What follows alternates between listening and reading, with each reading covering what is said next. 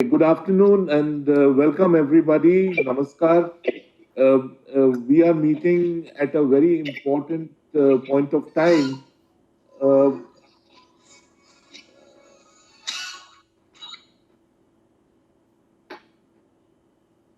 we are meeting at a very important point of time. The government of India has just unrolled its vaccination program, and that should sort of take us towards a greater towards greater safety, security after a terrible year of the pandemic. I would now request Dr. Jayesh Sharma to introduce today's discussion and invite the Honorable Minister for Health, Dr. Harshvardhan.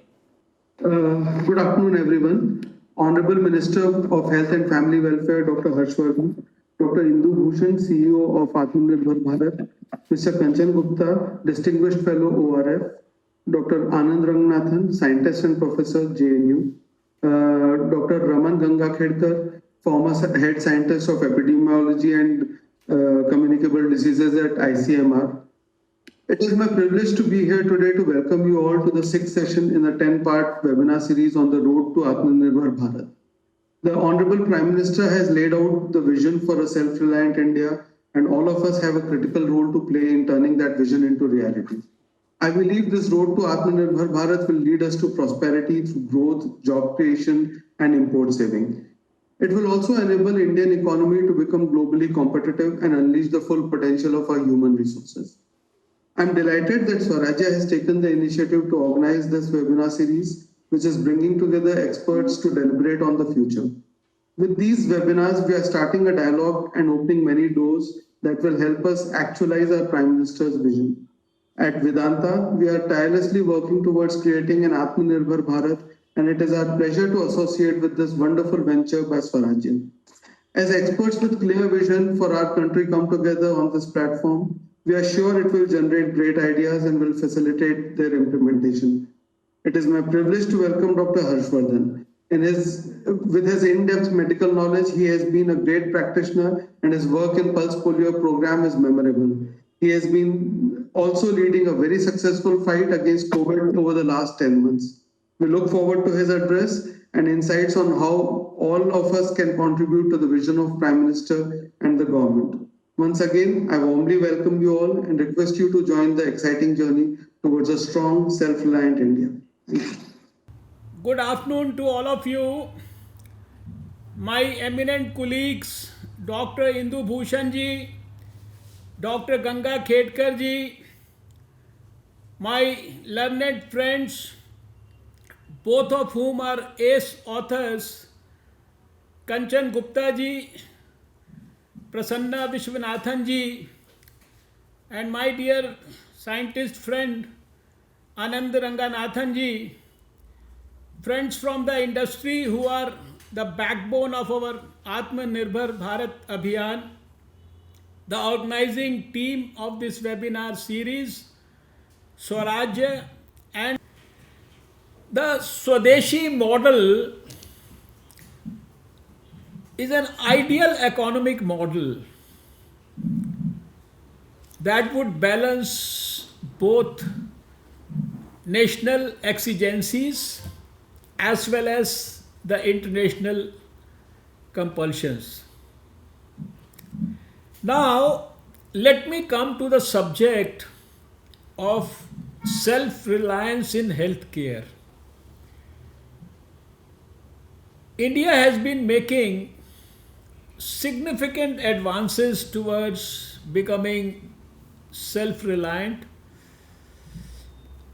under the leadership of our Honorable Prime Minister to make tangible changes to the health indicators across the board.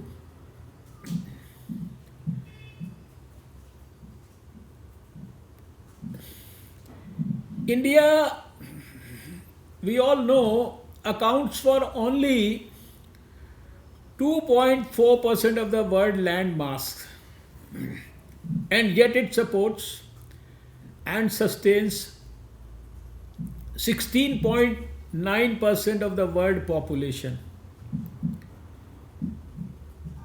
We are a rapidly developing economy. A population density of 382 persons per square kilometer and 35% of urban population living in slums with very high population density. Across the world, after the pandemic raised its ugly head, people thought that with our density of population and given our resource constraint, coupled with poor infrastructure, we would be among the worst hit nations of the world. And yet we proved the world wrong. Throughout the pandemic, we had among the lowest mortality rates in the whole world. The proactive, preemptive, and graded whole of government, whole of society approach that India followed in managing COVID-19 has been one of the hallmarks of its response. Right from the beginning, since January, the Health Ministry has been working in close coordination with the Prime Minister's office, various ministries, and the various state governments. The first advisory, if I can recall, was issued on 17th of January 2020, and thermal screening of incoming passengers from China and Hong Kong was initiated on 18th January 2020 itself. This was followed up by surveillance at all other points of entry, including land and seaports. At any given point of time, we had lakhs of people under community surveillance, supported by our robust integrated disease surveillance program. What I could tell you is a fairly detailed step-by-step strategy that we unleashed to battle the pandemic, of how we swung into action on continuity of routine services, especially provision and availability of essential public services, while maintaining the pandemic response simultaneously. It was a Herculean challenge. Understanding the highly infectious nature of the disease and the need to ensure overall healthcare availability across the country, India did a strategic repurposing of the existing health infrastructure to ensure that the health systems providing primary health care at grassroots levels were left untouched. But as I said, the detailed strategy would take a whole day to explain it to all of you. In short, I can proudly claim that we did not lose a minute even. Since 25th March 2020, when the lockdown was imposed, we utilized this time to upgrade the health infrastructure, build capacity of healthcare workers, and ensure availability of requisite logistics in the country.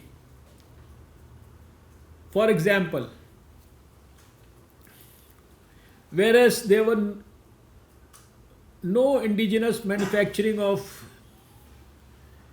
PPEs with the requisite standards at that point of time, we are now self-sufficient and in a position to export the same PPEs.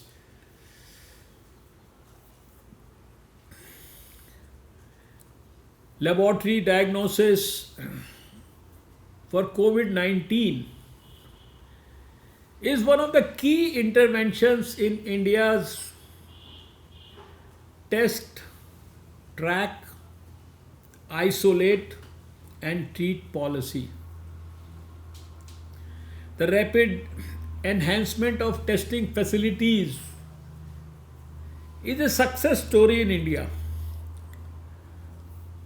From one single lab in NIV Pune, where we isolated the virus, we are today at more than 2,300 ICMR certified labs for testing COVID-19 samples. A study done by a Harvard affiliate, the Institute for Competitiveness, has highlighted our success story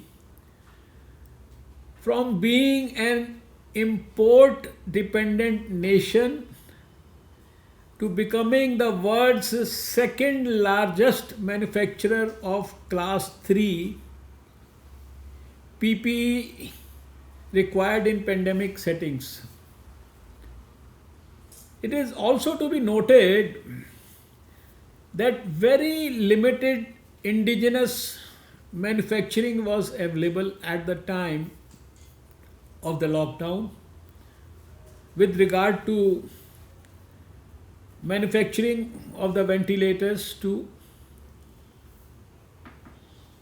This capacity was also enhanced to attain self-reliance. It is also worthy to note that amidst the pandemic,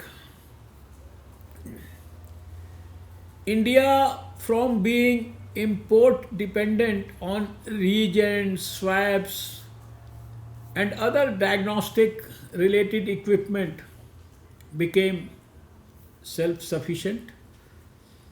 Our premier institute, ICMR, Indian Council for Medical Research, undertook a detailed exercise to upgrade our diagnostic capacity development in the country.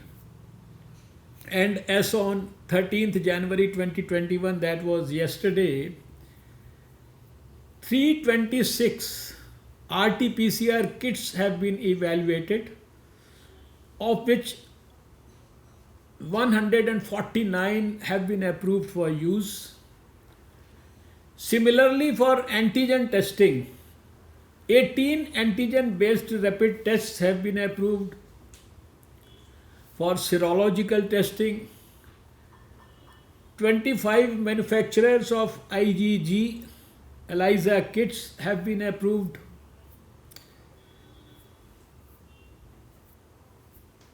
More than 1600 domestic manufacturers of PPE coveralls have cleared the quality test by now.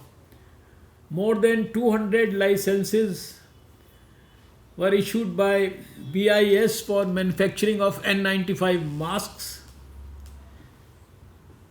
With the country now attaining self-sufficiency, the PPEs and the N95 masks have also been made available on the GEM portal.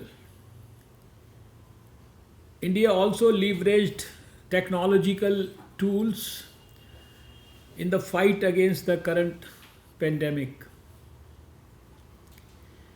The Arogya Setu application was developed for the purpose of helping in COVID management.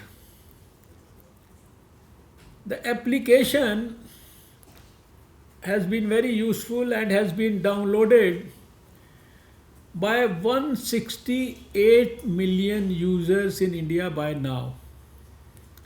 In order to aid the surveillance and containment activities, an IT tool called Itihas was also developed by us. Further, there were major efforts undertaken to rapidly increase the infrastructure in the country. Total isolation beds increased to more than 1.5 million by the end of Unlock 6 as compared to 10,180 before the lockdown. Similarly, the number of ICU beds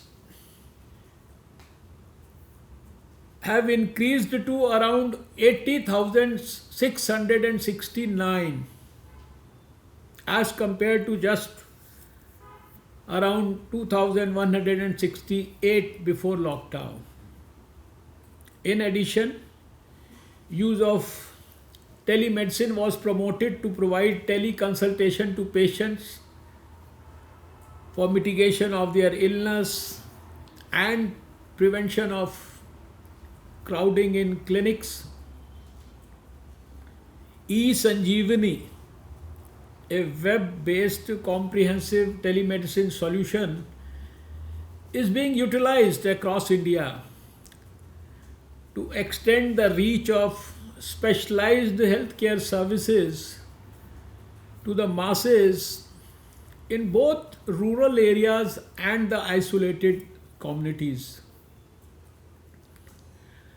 Another best practice was eICUs that provided round the clock guidance in managing ICU patients in peripheral settings.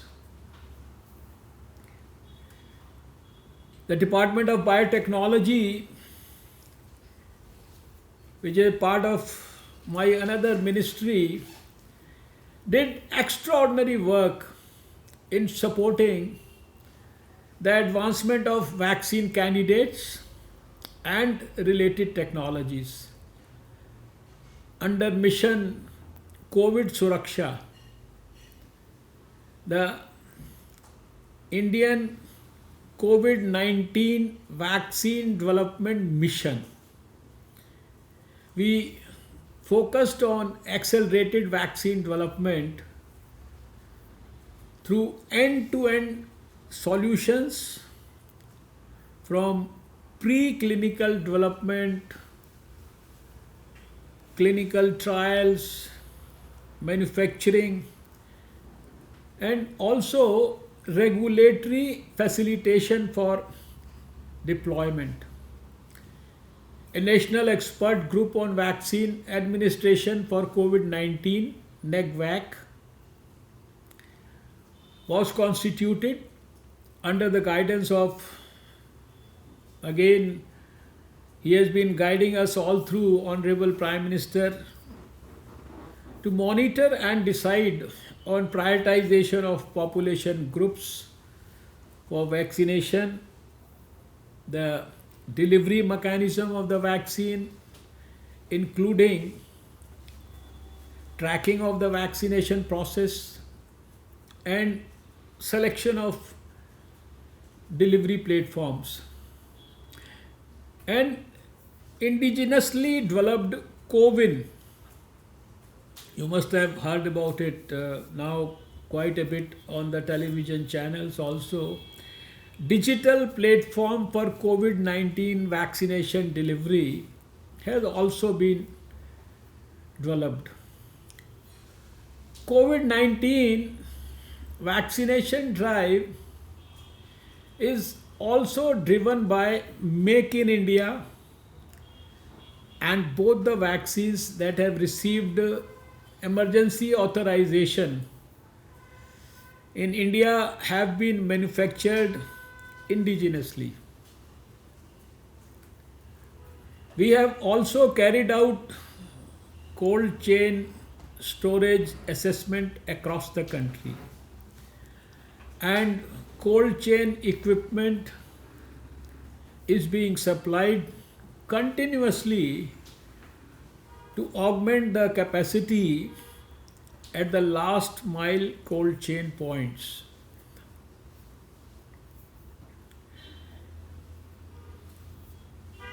I am sure that our efforts aimed at mitigation of the pandemic have parallelly strengthened our health systems up to the last mile, and the same will act as a foundation for further strengthening the same to provide affordable, equitable, and quality healthcare to all.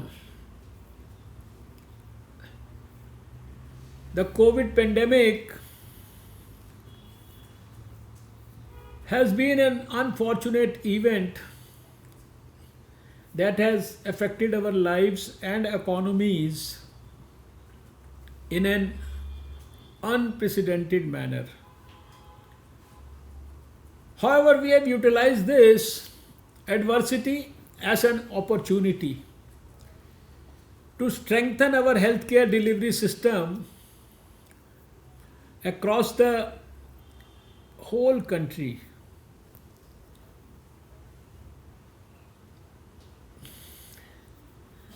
In May 2020, while announcing a set of reforms and initiatives as part of government measures for providing stimulus to the economy, our government announced the Atmanirbhar Bharat package for the health sector.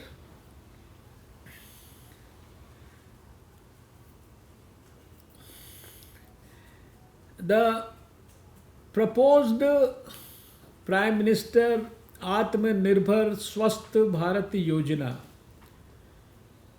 package of more than 60,000 crores of rupees shall strengthen the delivery of healthcare services across the full continuum of care.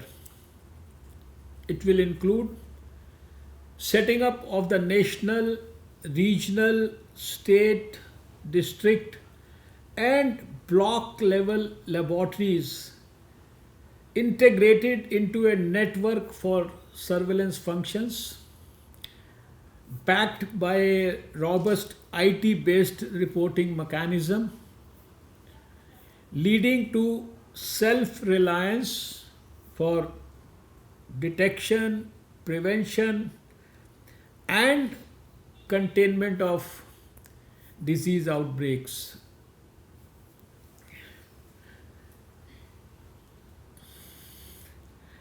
I am happy to state that there will be a massive employment generation as an impact of the measures that we are undertaking for self-reliance in the health sector. This will also build up a trained frontline health workforce to respond to any public health emergencies in the future. Development of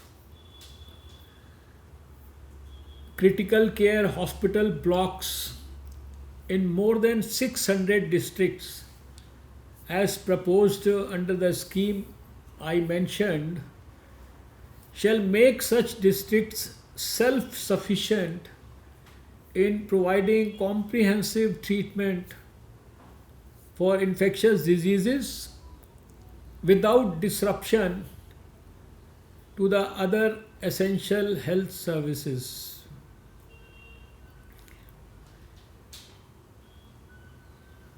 We have also strengthened our molecular sequencing capacities. This is a big initiative which can be repurposed for many other pathogens in the future.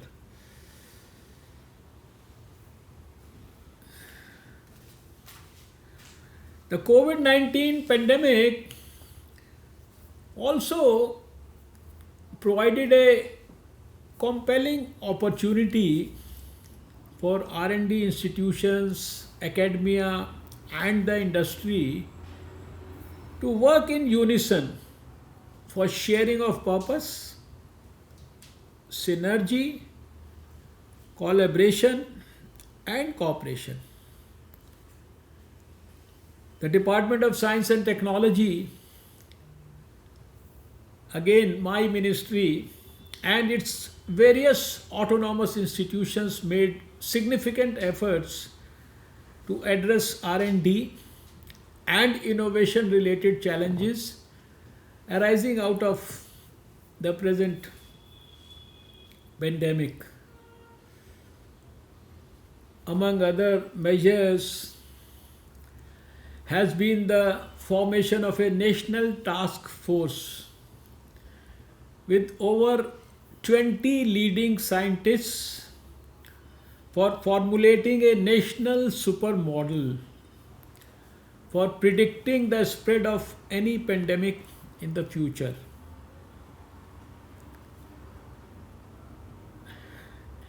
DBT, the Department of Biotechnology, and BIREC, an autonomous organization, have been working relentlessly over the past 10 months to develop effective interventions for combating the pandemic by supporting nearly 120 projects in the thematic areas of vaccines, diagnostics, and therapeutics. More than 200 Indian manufacturers have registered under National Biomedical Resource Indigenization Consortium, that's called the NBRIC. It's a Make in India initiative for facilitating indigenous manufacturing of 15 major molecular biology components and reagents. Also, DBT is supporting the development of nearly 15 vaccine candidates. Of these, 3 vaccine candidates are in the clinical trial stages. About 2 candidates are in advanced pre-clinical development stage.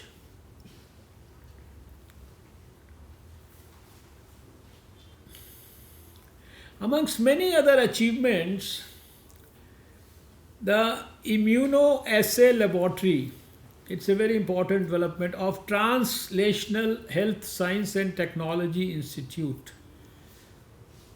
THSTI, has been recognized by the Coalition for Epidemic Preparedness Innovations, SAPI, an international body, as one of the 7 laboratories globally for centralized assessment of COVID-19 vaccines.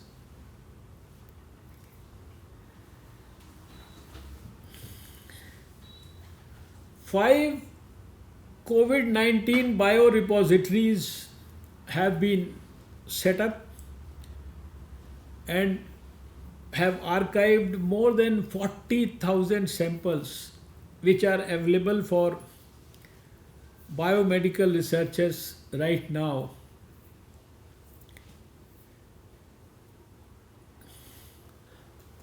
On the genomics and the therapeutics front, Pan India 1000 SARS-CoV-2 genome sequencing was successfully completed, and data is being analyzed to understand the COVID virus.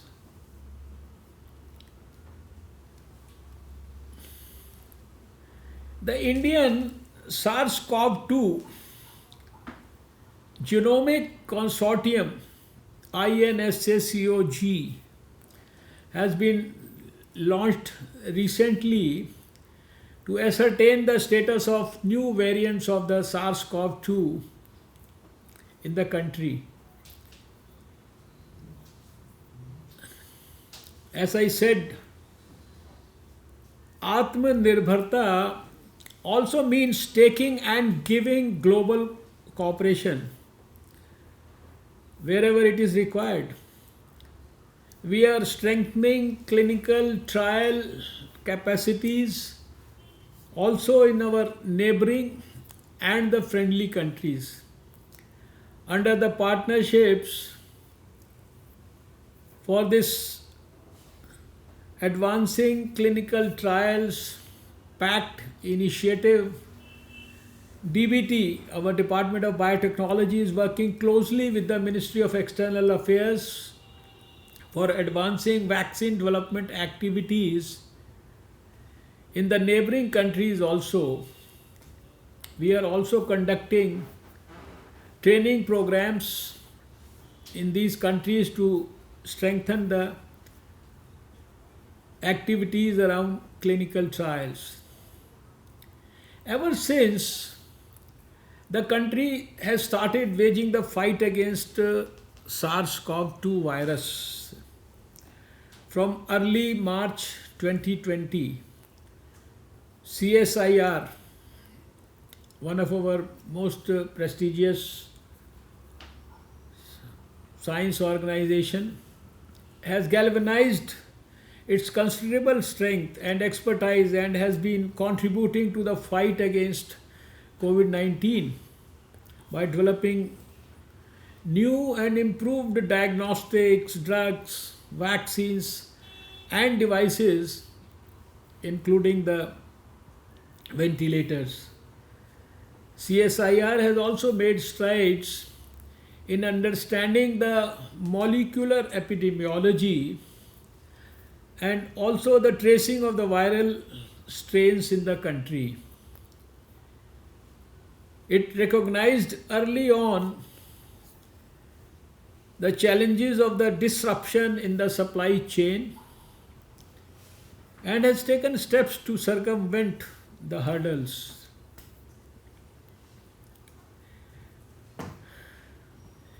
We have developed Feluda, the novel paper-based diagnostic kit in CSIR for COVID-19 detection. Tata Sons, who took transfer of this unique technology, may soon start exporting these Feluda kits.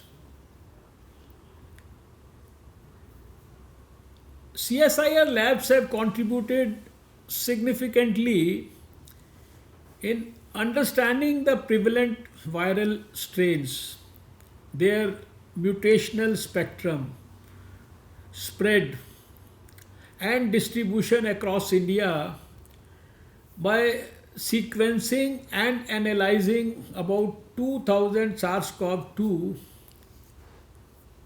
viral genomes.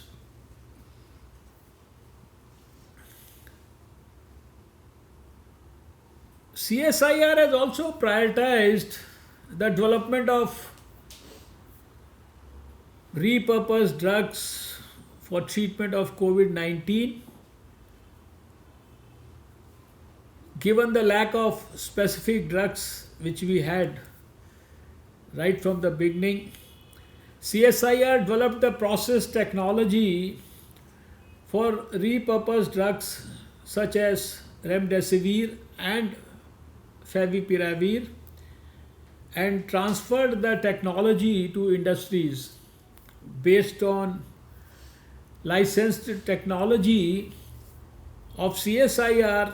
Cipla launched the affordable favipiravir, which all of you will be able to recollect, drove market competition, leading to affordable pricing.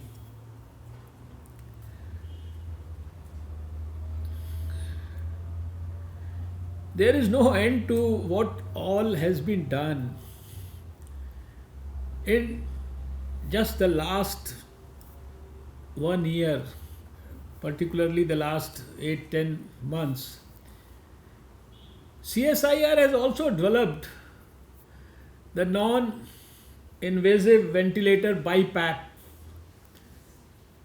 called Swasth Vayu in a record 36 days and transferred the technology to 7 industries. Towards understanding supply chain issues and addressing them in the healthcare domain, an online portal called Arogya Rath has also been developed.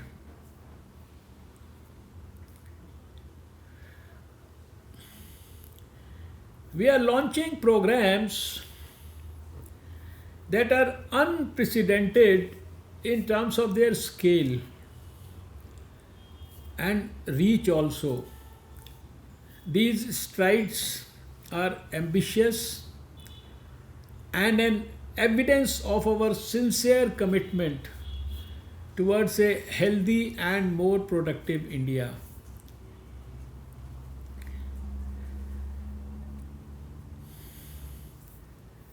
The work on COVID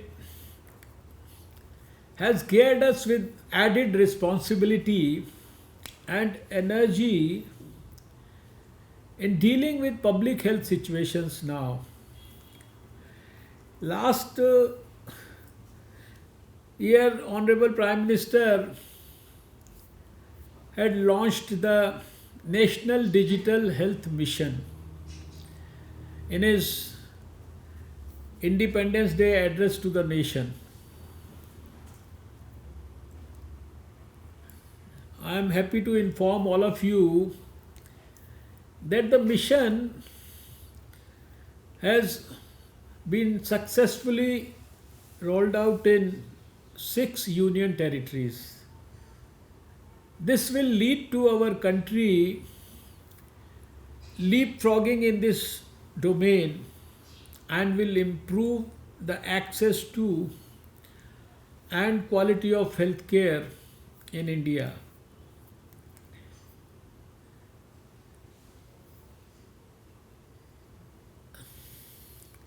My friends, I have an endless repository of work that we are doing in the health sector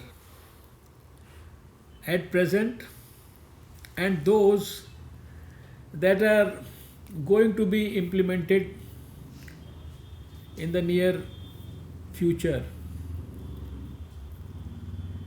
During the pandemic, with utmost modesty, I can claim that the world has applauded India for the manner in which we held fort and kept mortality rates at the lowest. Even today, we are at a mortality rate of 1.44%. In short, I can only tell you that today we are doing everything that will directly benefit the poor and the marginalized. We believe in achieving universal health care for all our citizens.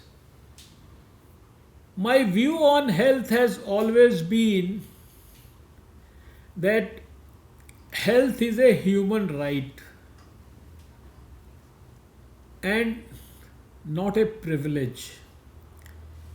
You will all agree with me that the right to health is fundamental to the right to life.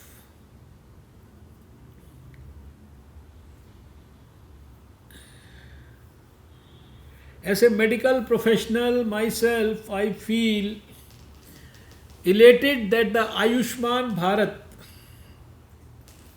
health assurance scheme has made India the global leader in daring to tread the path of delinking healthcare from affluence and the ability to pay.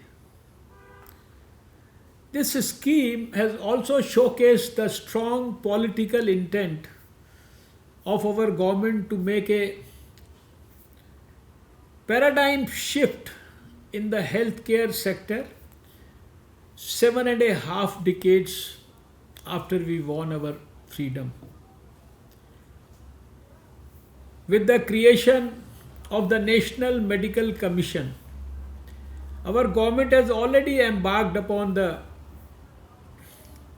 path to major medical education reforms, and with Ayushman Bharat, we have laid the foundation for a disease-free India.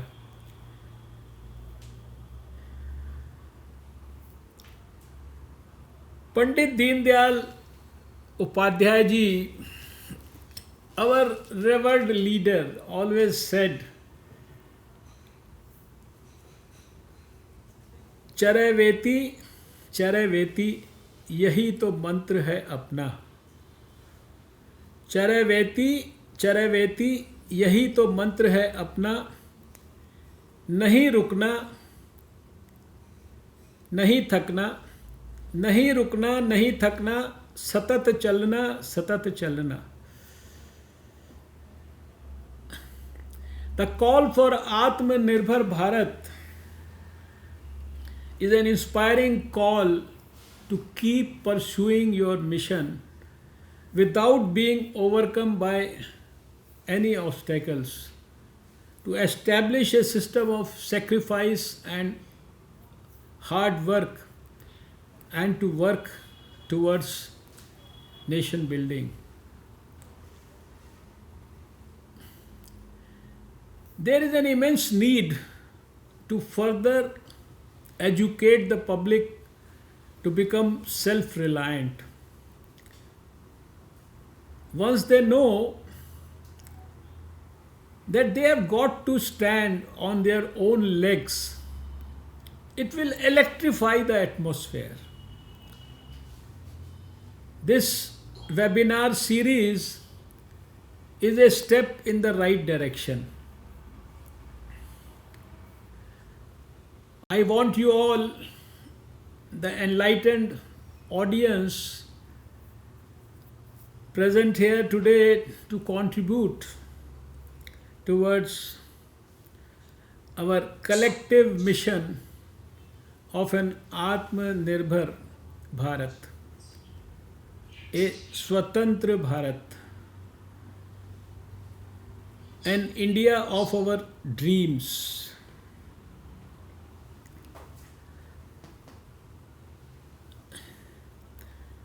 My greetings to everyone on the auspicious day of Makar Sankranti today. I will also take this opportunity to congratulate each and every Indian today, because in less than 2 days from now, we shall be launching one of the largest immunization programs of the world, the COVID 19 vaccine program. One of the biggest success stories that India is set to clock. Thank you all for giving me this opportunity to lay down my thoughts before all of you. Thank you all for a very, very patient hearing. Namaskar. Jai Hind. Bharat Mata ki Jai. Thank you, Dr. Harshvardhan. That was a very enlightening, very informative exposition, not only about the concept of Atmanirbhar Bharat, what it means, what it implicates, and how it impacts India both domestically and in the larger world. Thank you also for telling us in such great detail the extraordinary efforts made by the Government of India in collaboration with state governments to deal with the unprecedented challenge posed by the COVID-19 pandemic. Last year was an extraordinary year. It was a year of disruption, and I personally believe the Prime Minister did a remarkable job of leading from the front in such difficult times. The results are there for all to see. India has dealt with this virus in a far better manner than many of the developed countries with their showcase healthcare systems. We have sort of crossed the hump without much lasting damage. I just wanted to add a couple of points that it is to be hoped that moving forward, going ahead, the government now focuses on creating a resilient health infrastructure. It focuses on resilient SDGs, and it focuses on greater use of technology that is not bought off the shelf from big US tech or big China tech or big Europe tech, but technology that is indigenously developed and which is crafted to meet the requirements of India. A last point which I thought I should make, and since the Honorable Minister is here, we need to revisit our antiquated Epidemics Act, and we need to look at how best to reformulate the law so that recalcitrant state governments cannot or do not get away with impunity in such difficult times. Now, since we have largely run out of time, may I request my co-panelists to come in with their closing remarks?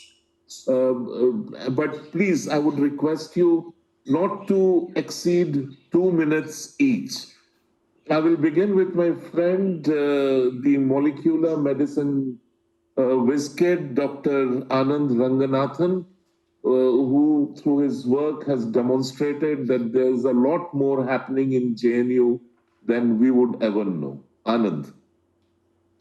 Thank you very much, Kanchanda, and thank you very much, Minister Dr. Harshvardhan, and of course, Swarajya, for giving me this opportunity. Very briefly, 2 points. Number one, at long last, we have a BJP minister who has finally linked Atmanirbhar Bharat to Vasudhaiva Kutumbakam, and it pleases me no end, because this is what the day Atmanirbhar Bharat was declared, BJP and the government should have come out and said, because I strongly believe that this is the way to go. A strong bond between Atmanirbhar Bharat and Vasudhaiva Kutumbakam. So it is not a protectionist attitude, Atmanirbhar Bharat. So congratulations on that front. The second point I'm going to make is based on a small incident that happened. And the reason why I'm going to say this is only because of that incident, because I think 2 years ago, out of the blue, Dr. Harshvardhan invited me to his home for dinner.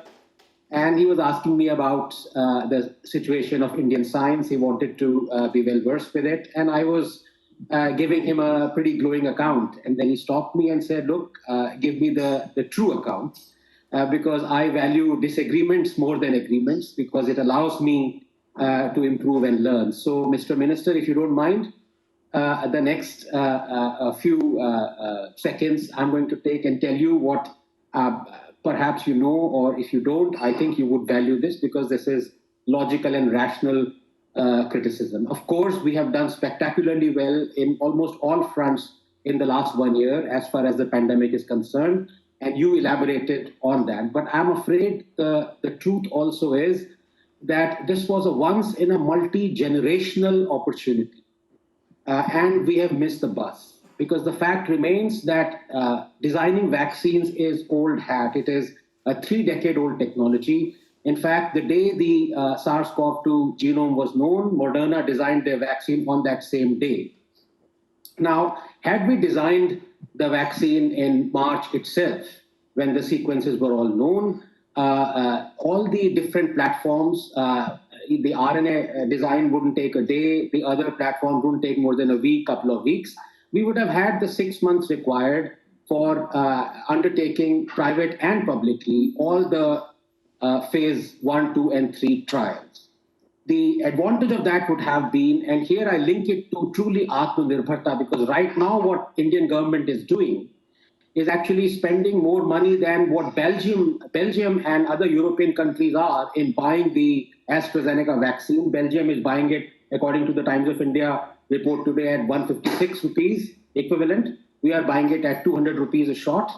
And we are losing very valuable foreign exchange, because we are making a foreign company richer. Whereas the Covaxin one, which is indigenously designed by Indian government, ICMR, as well as NIV, as well as Bharat Biotech, is still, the phase 3 results are not out. The Bharat Biotech chief said they would be out in February. So I think we have missed the bus. We should have designed at least half a dozen vaccines, and the phase 3 trial should have been over by November or maybe earlier than that. That would have given us an opportunity for India to buy and mass produce these vaccines, not only for mass vaccinations in India, but also export them. So I think the reality is that here was something which was a proven technology, 30-year-old technology, and we missed the bus. I think, Mr. Minister, because you value disagreements and you like rational criticism, I'm sure you would ask the people around you as to why and how this happened. Thank you very much. Thank you, Anand. I will now call upon Dr. Indu Bhushan, CEO of Ayushman Bharat. Sir, 2 minutes to you for your closing remarks. Yes, Dr. Raman Gangakhetkar, former head of ICMR,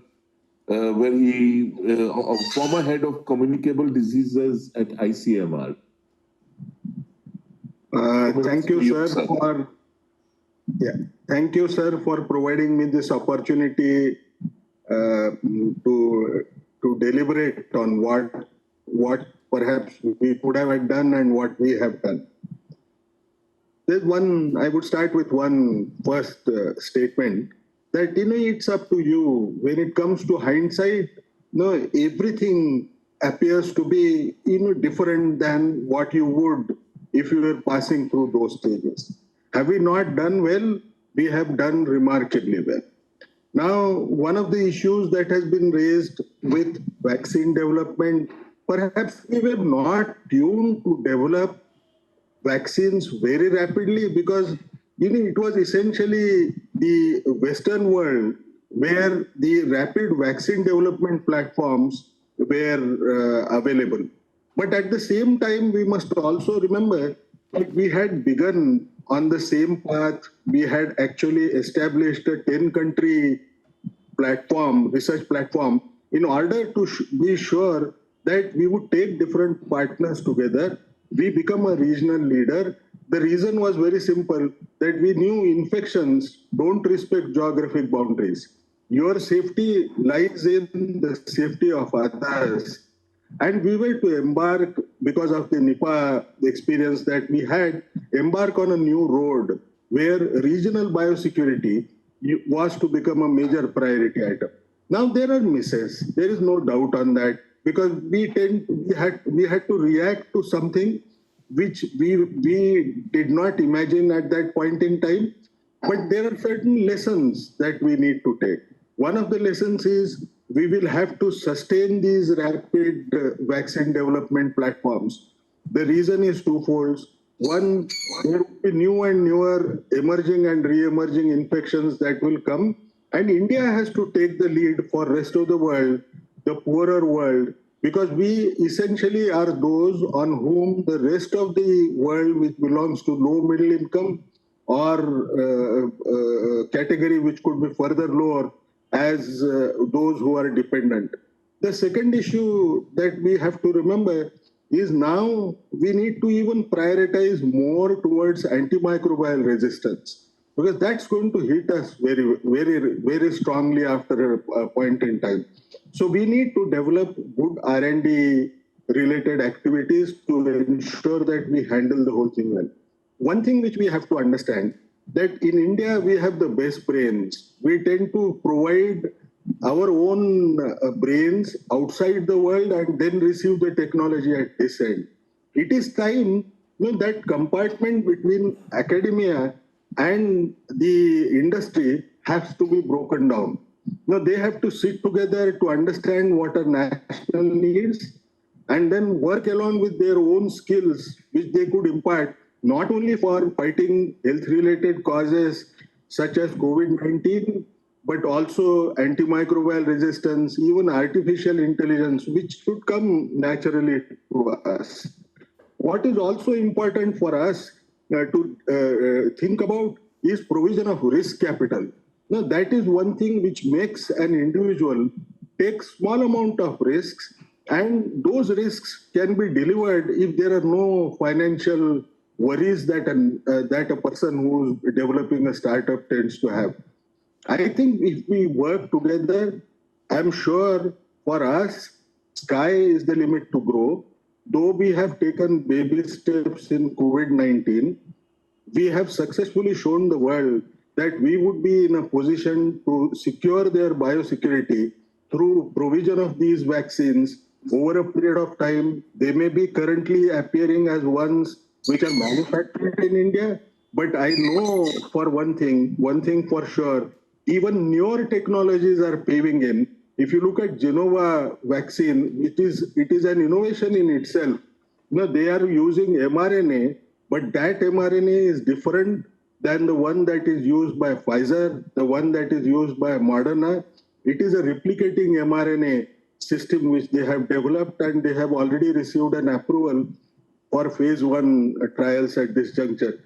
So we look forward to the change in the mindset that has been brought, the issue related to nationalism that has come in everybody's mind. You don't look at only yourself, but you look at others, you look at nation, how it can develop because of the COVID, which widened our way of looking at things. I think we will definitely make a progress. We just need to think that we are not only for self, we are also for the nation. Thank you. Thank you, Dr. Ganga Khedka, and thank you, everybody.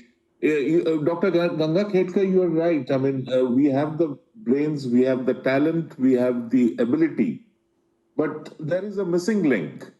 And I think the pandemic year has served to highlight and bring to attention the missing link. And that missing link is essentially how to marry science, technology with the corporate sector, bring in private sector investment, create a situation that stops people from leaving India to go in European or American laboratories.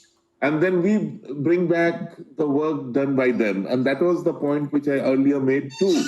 We have come a long way. We have come a long way, and since the Honorable Minister, he's still there. There was a time when if the government of the day wanted to punish a politician, he would be made the Minister of Health or the Minister of Education. I mean, that is a fact. That is a fact. And there would be, and you know, it's like sending the director, the DG or the IG of a state police. You want to punish him, you send him to the police training school, as if the police training school is of no importance at all. And this is why, in a sense, over 70 years, we have reached a situation that has to, you know, factor in some very drastic measures. And the pandemic, in that sense, and as the Honorable Minister pointed out, it posed huge challenges, but it also gave us the opportunity. Those challenges gave us the opportunity to rethink our options, and presumably moving forward, we will do better. Thank you, everybody, and thank you, Dr. Harshvardhan, for taking time out of your busy schedule. And thanks to all of my fellow panelists and everybody who attended the webinar today. Namaste. Thank you very much, Lal.